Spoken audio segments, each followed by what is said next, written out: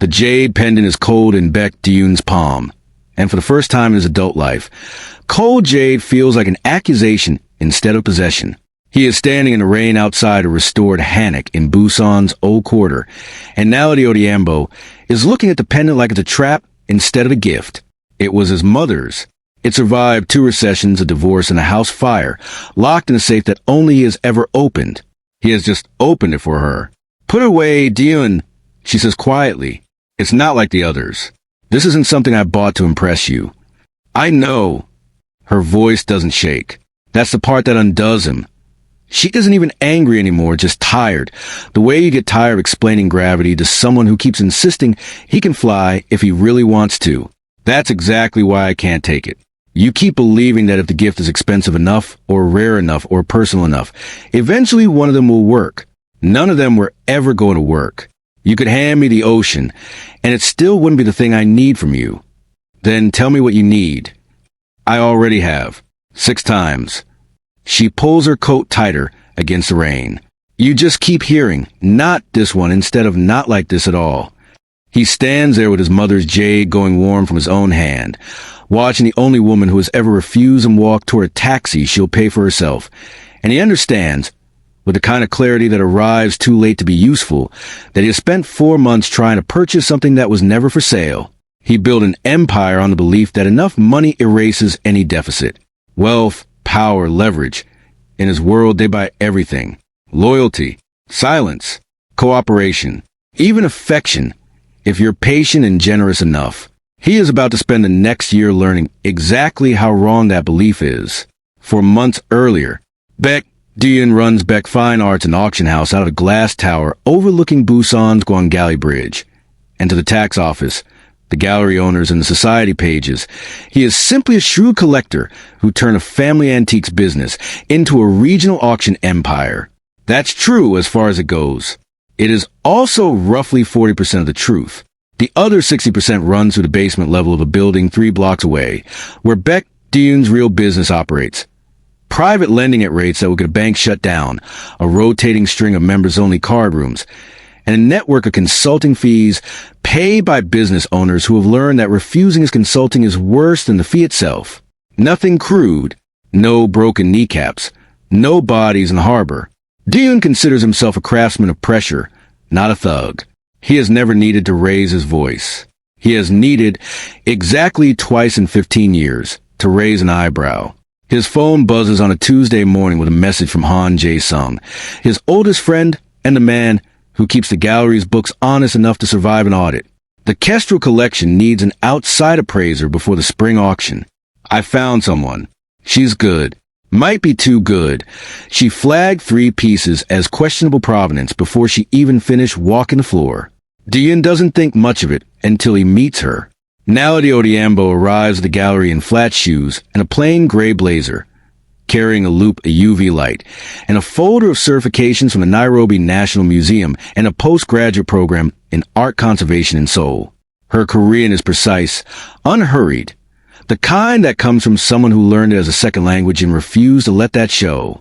Her mother is Korean. Her father is Kenyan, a former cultural attaché who met her mother at a diplomatic reception in Nairobi 30 years ago. Naledi grew up translating between 2 countries before she ever translated a single word out loud. Why authentication instead of something more profitable? Dyun asks her, mostly to hear how she'll answer. Because forged provenance hurts real people, she says, not looking up from the porcelain she's examining. Somewhere there's a family who sold this because they needed the money, and somewhere else there's a buyer who'll overpay because someone lied about where it came from. My job is to make sure both of them get the truth, even when the truth is inconvenient for people like you. People like you. She says it without malice, the way you'd note the weather. Dyun has been called ruthless, dangerous, and untouchable by men who are afraid to meet his eyes while they said it. No one has ever looked directly at him and called him merely inconvenient. He hires her on a retainer that afternoon at triple the standard rate. It is the first of what will turn out to be several expensive mistakes, each one built on the same flawed math. That money is a language everyone eventually learns to speak. Dyun did not arrive at that belief by accident. He grew up in a 1-room apartment above a noodle shop, watching his mother count coins twice before deciding whether they could afford heat that week. He remembers, with a clarity that is never dulled, the specific humiliation of a landlord raising his voice at his mother in front of the other tenants because the rent was 4 days late. He was 11. He promised himself, in a particular absolute way only children make promises, that he would bill enough money that no one would ever get to speak to him or anyone he loved that way again. By 17, he was running errands for a loan office that later became the foundation of everything he now controls. By 30, he had more money than the landlord who humiliated his mother would see in 10 lifetimes. And he had, without quite noticing the trade, become a slightly better-dressed version of that same landlord to hundreds of people he'd never met. Wealth didn't just protect him. It became the only tool he trusted, the only currency he believed in completely, because it had never once failed him, until Naledi Odiambo made it clear that failure had simply been waiting for the right test. Over the following weeks, he watches her work the gallery floor with the same quiet thoroughness she brings to everything. She remembers the names of the security guard's children. She brings roasted maize and Kenyan chai to share during long appraisal sessions, and insists the interns eat before she does. She spends her weekends volunteering at a community center in a working-class neighborhood near the port, teaching English and Korean literacy to dock workers and their families. When Deun sends flowers to her temporary office, nothing showy, just proteas, because he noticed she mentioned missing them from home, she thanks her with a handwritten note, and then he later learns, gives them to reception desk, where anyone can enjoy them. Every gift after that follows the same pattern. A rare first edition book on Kenyan textile history, returned with a note. A weekend flight to see a museum exhibit she'd mentioned wanting to see, declined politely, citing a scheduling conflict that Han Jae-sung later confirms didn't exist. A donation in her name to the university program that trained her, acknowledged with genuine warmth, and immediately redirected towards scholarship for other students instead of anything that would benefit her personally. She's not playing hard to get. Jae-sung tells him one evening, watching Deun stare at his phone like it might ring. She's just not playing at all. That's the part you don't understand yet. Everyone plays. Deun says, I've never met a person whose price I couldn't find. Then maybe you've never actually met a person before. Just negotiations wearing faces. Deun doesn't like how close that lands. He decides, against every instinct that has ever served him, to try something closer to courtship than acquisition. He invites her to dinner under frame of business. A private collector is considering a partnership with the gallery, and her cultural insight on a disputed piece would help close the deal. It's not entirely a lie. It's also not entirely the truth. She arrives at exactly 7, wearing a kaiten wrap in indigo and gold that turns heads across the restaurant, radiating the kind of ease that has nothing to do with money and everything to do with knowing exactly who you are. Deun, in the most understated suit he owns, feels, for the first time in longer than he can remember, genuinely nervous. Deun, she says, once the business portion of dinner has clearly concluded, and he still hasn't brought up the collector. If this is business, we should talk business. If it's something else, I'd like you to just say so. It's both, he admits. That's not an answer. That's a hedge. He laughs before he can stop himself. An actual, surprised laugh, not the calculated warmth he deploys in negotiations. You're right. It's something else. She studies him for a long moment. The way she studies a piece she suspects isn't what its paperwork claims. Then let's have dinner as something else. But I want to be clear about something first. I've spent my whole life watching powerful men assume that power is the whole conversation. My father dealt with cabinet ministers and warlords who all believe the same thing. I learned early that it's usually the least interesting thing about a person. He wants, badly, to prove her wrong about him. He does not yet understand that the way to do that is not by trying harder to impress her. 2 weeks later, he makes his first real misstep. He learns through Jae-sung that the community center where she volunteers has been trying and failing to fund a new literacy wing for over a year. Deun writes a check that solves the problem completely, anonymously, and is quietly, embarrassingly proud of himself for 24 hours, right up until Naledi walks into his office holding a printout of the wire transfer. You trace an anonymous donation back to me? He says, genuinely startled.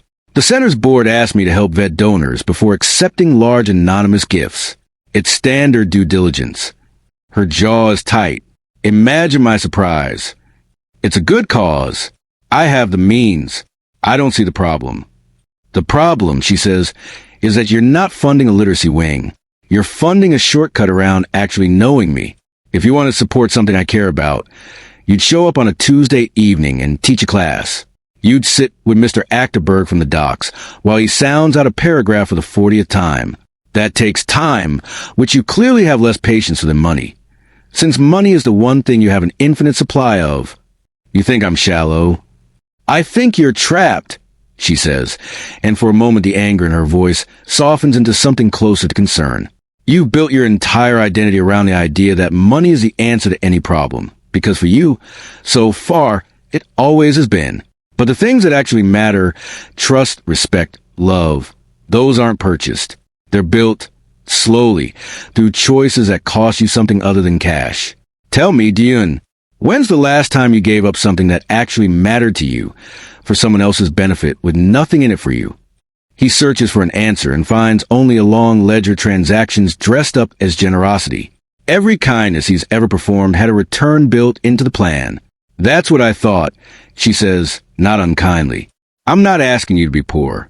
I'm asking you to be honest about what you're actually offering people. She leaves, and Duyun stands at his window overlooking the harbor, feeling something crack that he didn't know was still intact. Against Jae-sung's advice, and driven by something closer to panic than strategy, Duyun tries one more approach. He lets her see the power instead of the money. He invites her to what he frames as a straightforward negotiation. A stubborn landlord named Mr. Hyo, who owns a warehouse Diyun wants for a legitimate gallery expansion, and who has refused every fair offer for months. Nality arrives expecting a business meeting. What she witnesses instead is a masterclass in intimidation without a single raised voice, references to permit delays that could suddenly appear, mentions a competitor who'd love to know about Mr. Hyo's unreported side income, a smiling reminder that Diyun's associates handle a great deal of the port's shipping logistics. Within 40 minutes, Mr. Hyo signs at Diyun's price, hands trembling. Diyun feels for a moment satisfied until he sees Nality's face. She looks like she's watching something die. That's what you wanted to show me, she says once Hyo is gone. That you can bully a 60-year-old man out of his family's warehouse and call it business? I didn't touch him. I didn't threaten him with anything false. You threatened him with everything true. That's worse, Diyun. At least an honest threat is honest. What you just did was cruelty wearing a suit and a smile. She stands, gathering her bag with hands that aren't quite steady. I thought there might be a decent man buried under all this. I think I was wrong. I think the wealth was never really the problem. It's what's underneath the wealth. This is how the world actually works. Power without conscience isn't strength, she says at the door. It's just violence that learned better manners. He doesn't sleep that night or the next several. He has shown her, with total clarity, exactly the kind of man he is. And for the first time since he was a teenager clawing his way out of poverty, he doesn't like what he's built. He calls his inner circle together the next morning anyway, more out of habit than any real plan. Jae-sung, Mireille, and Tae-jin gather in his office, expecting a routine debrief on the warehouse deal. Instead, Diyun asks a question none of them expect. Personal advice, not business. Mireille raises an eyebrow. The appraiser, still refusing everything. She saw the Hyo negotiation. Tae-jin winces audibly. You showed her that? Diyun! That's like inviting someone to dinner and showing them where the bodies are buried. Metaphorically, mostly. I thought if the money didn't work, maybe she'd respect the power instead. Jae-sung shakes his head slowly. You've spent 4 months trying every version of yourself, except the one that doesn't perform anything. Money didn't work. Power didn't work. Have you considered the radical option of just being a person? What does that even mean practically? It means you stop treating this like a negotiation with an opponent who hasn't found the right price yet. Mireille says, more gently than he expects from her. Some of us don't have unlimited money, and we still manage to get people to care about us. Time. Attention that doesn't come with a price tag attached. Actually changing something, not performing a version of change for an audience.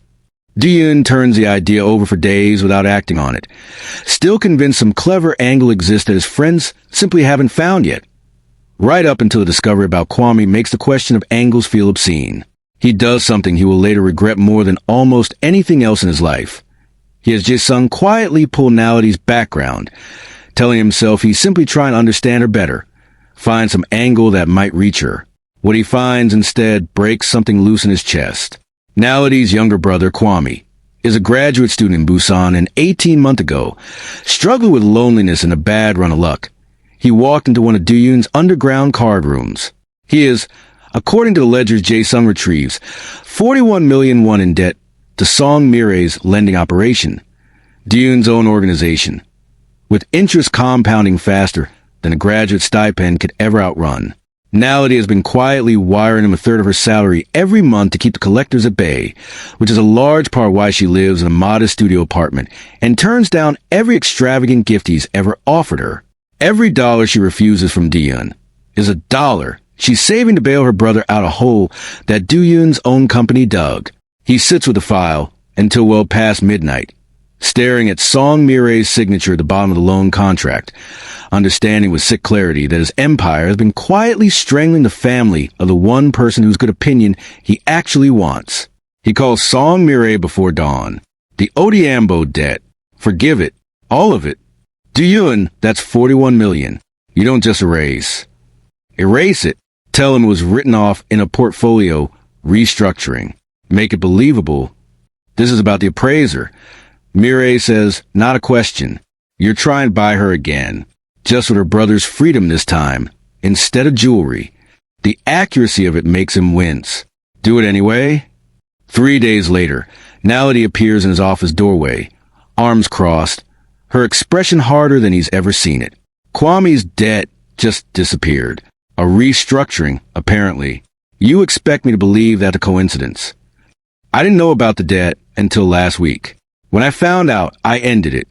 So you investigated me, dug into my brother's worst mistake, my family's private shame, and used it as another lever to try and move me. I ended it because it was wrong. Because my own business was hurting someone you love. Your business that built the trap in the first place.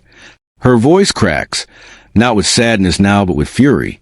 You don't get to create the fire and then take credit for handing someone a cup of water. You have people who work for you, who operate on the standards you set.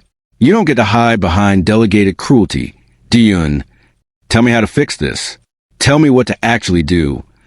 Grow a conscience, she says, and slams the door hard enough that a frame print rattles against the wall. He sinks into his chair and stares at his own hands like they belong to a stranger. Every gift, every gesture, every rescue, all of it built from the same root.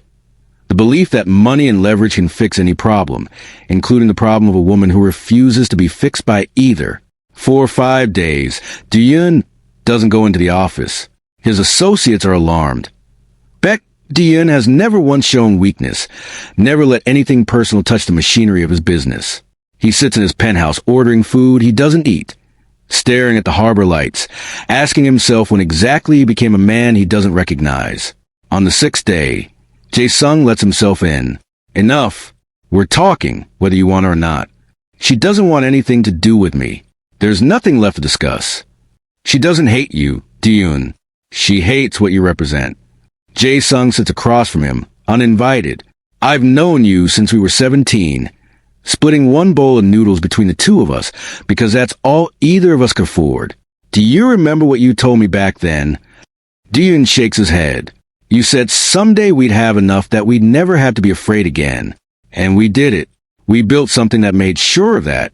But somewhere along the way, enough turned into everything. And everything turned into a weapon we point at anyone standing between us and what we want. You're not violent, Duyun, but you're cruel in quieter ways. The interest rates, the leverage, the pressure campaigns. It's all extortion with better tailoring. So what do? I can't undo 15 years of business in an afternoon. No, but you can decide what the next 15 years look like. And you don't do it to win her back. You do it because Nality was right, and you already know it. That night, Duyun begins reading through his own company's loan files. Not Nality's brother's file this time, but hundreds of others. A widow who borrowed to bury her husband, now owing 4 times the original loan. A small restaurant owner who took a bridge loan during a slow season and has been drowning in interest for 6 years. A young couple who borrowed for a wedding and are still paying, at a rate designed never to actually resolve. He reads until the sun comes up, feeling something close to nausea. These were never abstractions. He simply chose not to look at them closely enough to notice. He calls an emergency meeting with Jae-sung, Song Mi-rae, and Oh Tae-jin, who runs the card rooms. We're restructuring everything, he tells them. Interest rates come down to barely above market. Total repayment caps at 150% of principal. Any loan older than 3 years with a good faith payment history gets hardship forgiveness reviewed. The card room switched to entertainment venues with real loss limits, not extraction machines. This will cost us most of our profit margin, Mi-rae says flatly. I know. Why? Tae-jin asks. Because of one woman who won't even look at you anymore? Because we've been wrong for 15 years, and I was too comfortable to notice, Duyun says.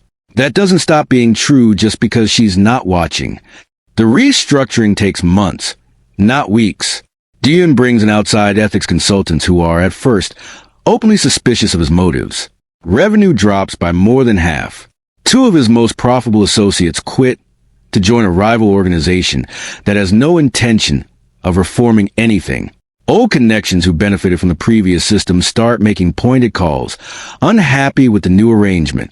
Duyun absorbs all of it without reversing course and discovers, to his genuine surprise, that he sleeps better than he has in years. The particular tightness in his chest that he'd stopped noticing because it never went away. It starts, slowly, to loosen. He does not tell Nality any of this. He remembers her words too clearly. This isn't about impressing me. So he changes quietly, without an audience, dismantling the machinery piece by piece and rebuilding something that still turns a profit, but no longer requires anyone suffering to do it. 3 months in, he starts volunteering at the community center himself. Not engineer reunion, but because Nality's criticism about showing up instead of writing checks never stopped ringing in his ears.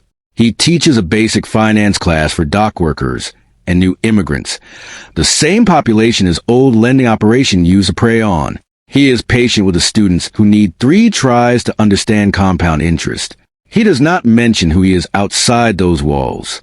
Nality sees him there in his 4th week, helping an elderly Filipino man fill out a residency form.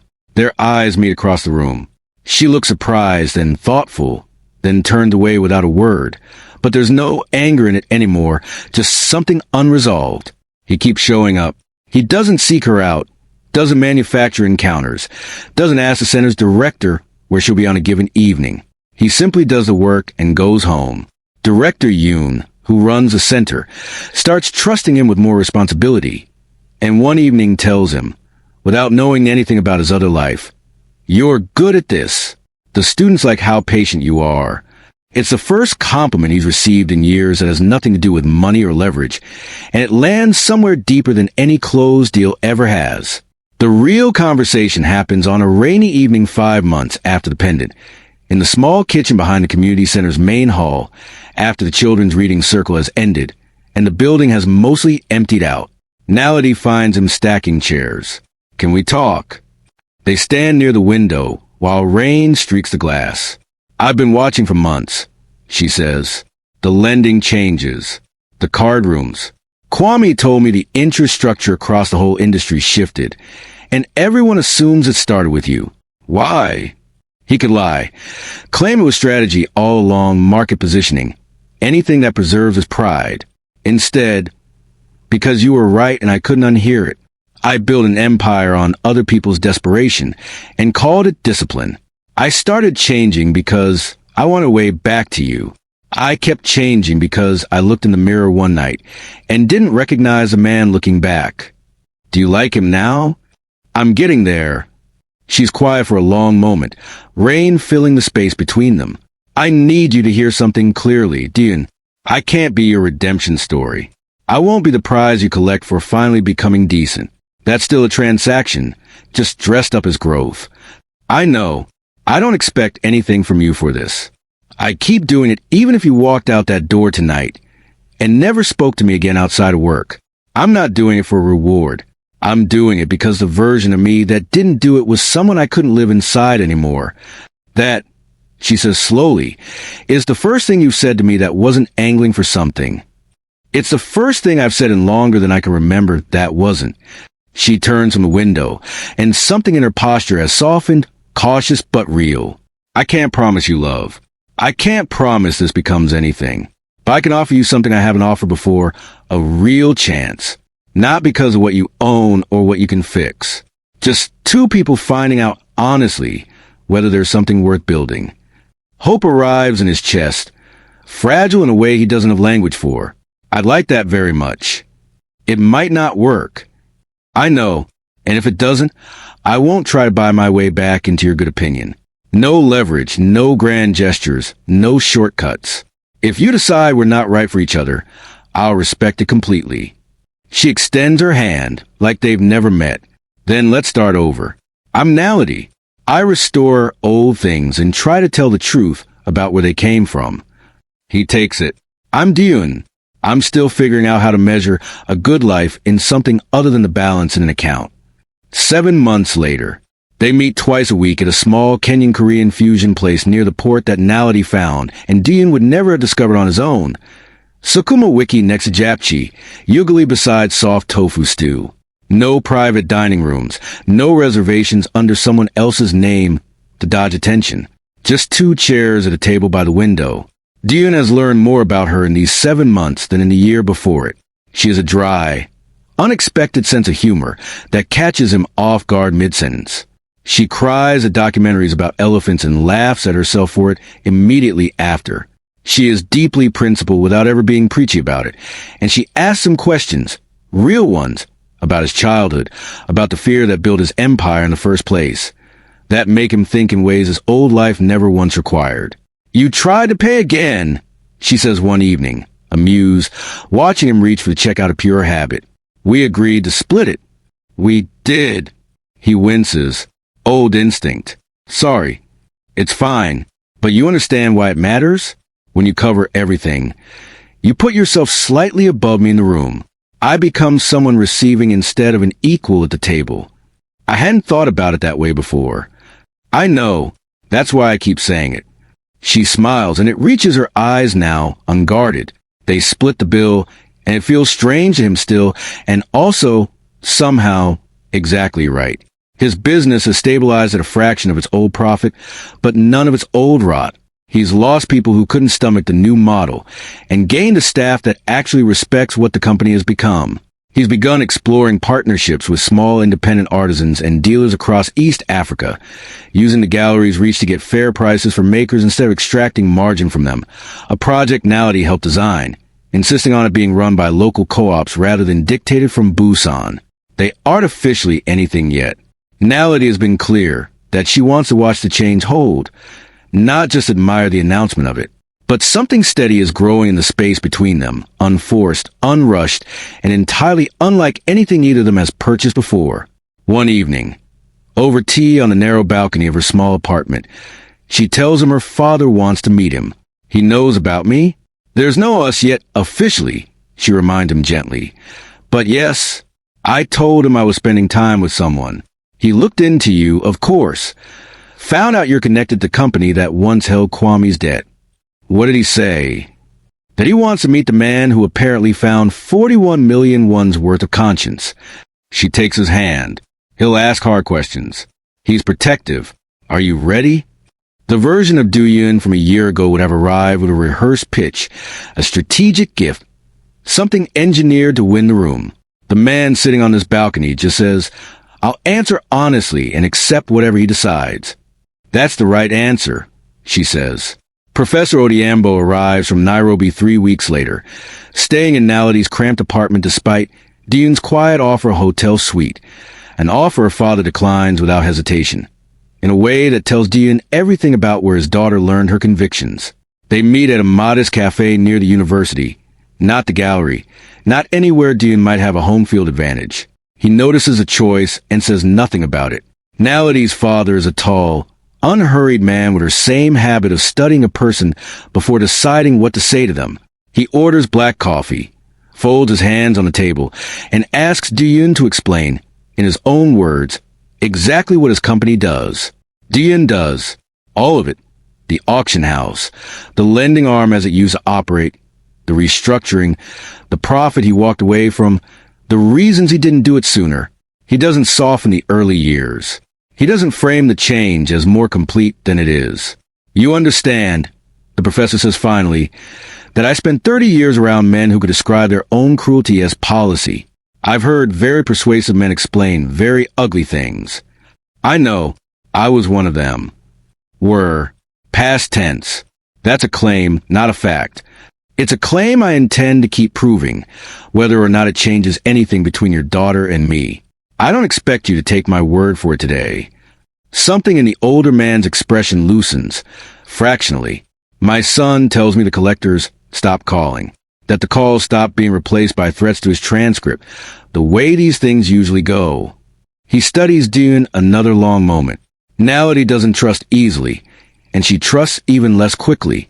If she's decided you're worth this much of her caution, I'll withhold judgment rather than deliver one today. That's more than I expected to offer when I got on the plane. It is not approval. It is, Dune understands, something closer to the door being left unlocked instead of open, which, from a man like this, might be the more honest gift.